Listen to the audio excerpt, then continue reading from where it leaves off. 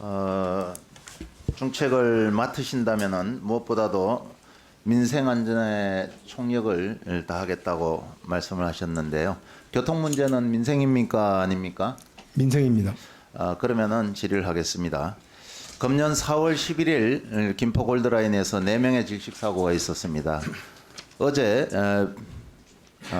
본의원 눈앞에서 2명의 시민이 질식과 마비 현상으로 119에 실려갔습니다. 매일 새벽부터 김포에서 서울로 나오는 도로 전체는 주차장으로 변합니다. 그야말로 교통 지옥입니다. 이렇게 목숨을 걸고 출근해야 하는 그런 지역이 어디에 있겠습니까? 정부와 대통령실의 대책은 무엇입니까? 교통 지옥 해결에 대한 대책과 논의가 그동안 있었습니까? 네, 좀 더 챙겨보겠습니다. 네. 전혀 그때 4월 11일 날 4명이 쓰러졌었는데 그때는 네, 제가 그 내용은 알고 있습니다. 알고 네. 있죠. 네, 네, 그렇습니다. 그러면 그 이후에 뭐 대책이라도 있었었나요? 그 국토부가 중심이 돼가지고 그 부분에 대해서는 저희가 대책을 마련한 걸로 알고 있습니다.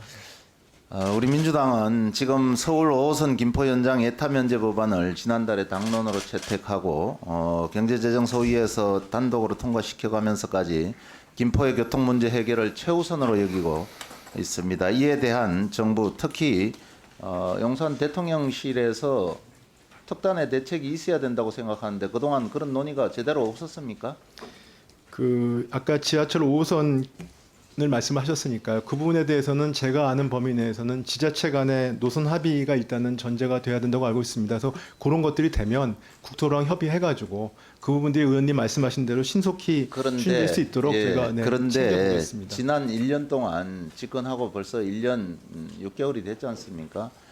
그런데 여전히 지금 계속해서 정부에서 대강의를 만든 목적이 있지 않습니까? 네네. 지자체 간 논의가 안 되면은 중재를 해야 되는 것이고 중재가 안 되면은 이미 결정을 내려야 될 텐데 지금 1년 6개월이 넘도록 여전히 뭐 중재를 하나 못 하고 있습니다. 그만큼 이 교통 상황이 얼마나 심각하다는 것에 대해서 눈을 감고 있는 거 아닌가 싶습니다.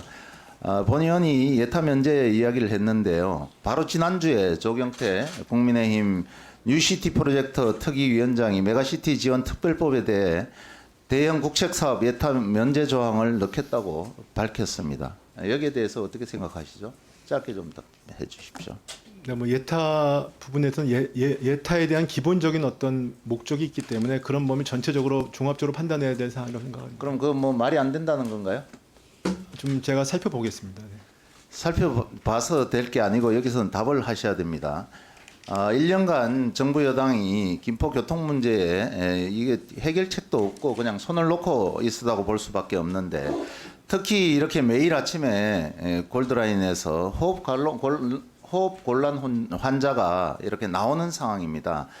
그렇기 때문에 특단의 대책을 그동안 누차 요구했던 거고요.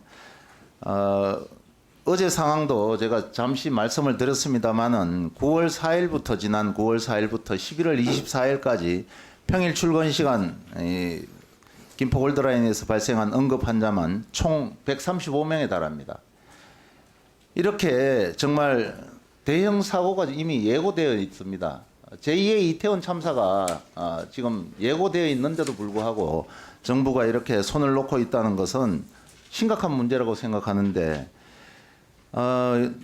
이 사고들 중에 보면은요, 김포 골드라인의 혼잡 시간대에는 1제곱미터당 7명에서 8명이 탑승을 하는데 이태원 참사 당시에 9명에서 10명이 1제곱미터당 서 있었던 겁니다. 이런데도 불구하고 이미 대형 사고가 이렇게 예견되고 있는데도 불구하고 또 135명이 3개월 가까운 시간에 그렇게 많은 그 질식이 있었었는데도 불구하고 무대책으로 있는데 여기에 대해서 우리 후보자께서는 기재부 장관이 된다면은 특단의 대책을 세워야 된다고 생각하는데 어떻게 생각하십니까? 예타 면제가 우선 해법이라고 생각하고요. 교통분산책을 내놔야 된다고 생각을 합니다. 네, 의원님 말씀하신 대로 국민들의 어떤 안전 부분은 민생의 가장 중요한 부분이라 생각합니다. 그리고 말씀하시는 건 안타깝게 생각하고 있고요. 저한테 기회가 주어진다면 단기적으로는 그 안전과 그다음에 분산 이런 대책들에 대해서 더 고민을 해보겠습니다. 그리고 중장기적으로 아까 말씀하신 것처럼 중장기적으로는 아니지만 그 아까 그 5호선 관련된 부분들은 저희가 신속히 좀 추진될 수 있는 방안을 같이 의원님하고 머리를 맞대고 찾아보겠습니다. 그러면 후보자가 기재부 장관에 취임한다면은 민생 현장인 이 출근길 김포 골드라인에 권 의원과 함께 탑승하러 갈 생각이 있습니다. 당연히 이렇게 하겠습니다. 예, 네. 예, 마무리 부탁드리겠습니다. 예, 수고하셨습니다.